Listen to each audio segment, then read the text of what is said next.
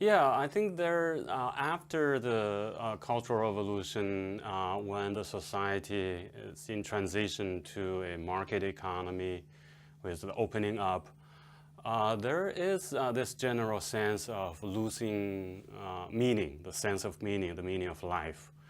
Yeah, in the past, we were all educated with this ideology, communist or Marxist, Leninist, Maoist ideology that provided the worldview. But then after the reform started, people began to question that, and then just it's a general loss of meaning.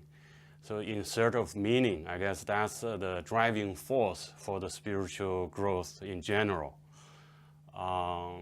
In addition to this meaning dimension, there's also this belonging, sense of belonging.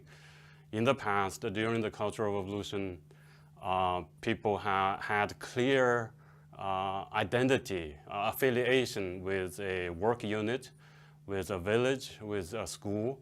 But after the start of the reforms, those work unit or villages loosened up. There's a reduced sense of belonging. But the people have this natural tendency to find their belonging. And at this time, religion provides a new sense, a new kind of belonging. So both of seeking meaning, personal life, in their personal life, and also the social structural change for finding new belonging.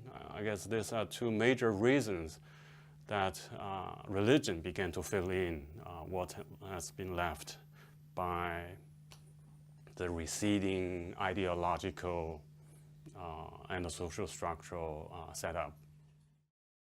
It's difficult to see what follows what, but the historical development, we can see the two things, religious revivals, the rise of different religions, and the rise of market economy. These two they happened about the same time. Well, before the market economy, there were religious believers, those who endured those sufferings during the Cultural Revolution when all religions were banned. So there were those people there before the market economy, market transition, those religious believers. And they became, many of them became leaders of religious revivals during the market economy period. But it's really the market economy provided opportunities and financial resources and also social space for the expansion of different religions. So it's, yeah, which follow which is not easy to say, but certainly market economy has created opportunities and spaces for religious growth. So in my chapter, I try to tease out one question. Is on the one hand, the religious regulations in the last 30 years during the economic reforms, the religious regulations have not been relaxed. Actually, if you look at the documents, the government documents, you can see that religious regulations have actually increased control.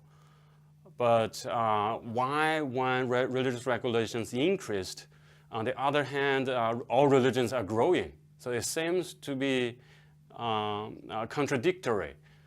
I try to explain why. On the one hand, religious regulations are still strict. On the other hand, religions are growing. My main argument is that the religious growth or the control of religion has become not effective during the market transition, even though the regulations are there in paper, but they cannot be enforced because market economy has changed the social structure.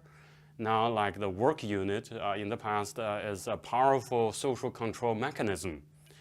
And your whole life is depends on the work unit. Now the work unit does not have that power anymore, especially with those private companies. The employers are not that interested in what the employees believe. So more people have greater freedom, social freedom, for believe their own their choice. So on the one, the strict religious regulations are really outdated. It's really based on the central planning economy, social structure, but they cannot be effective in the market economy system. That explains why, even though on paper it's still very restrictive, but in practice there's greater freedom.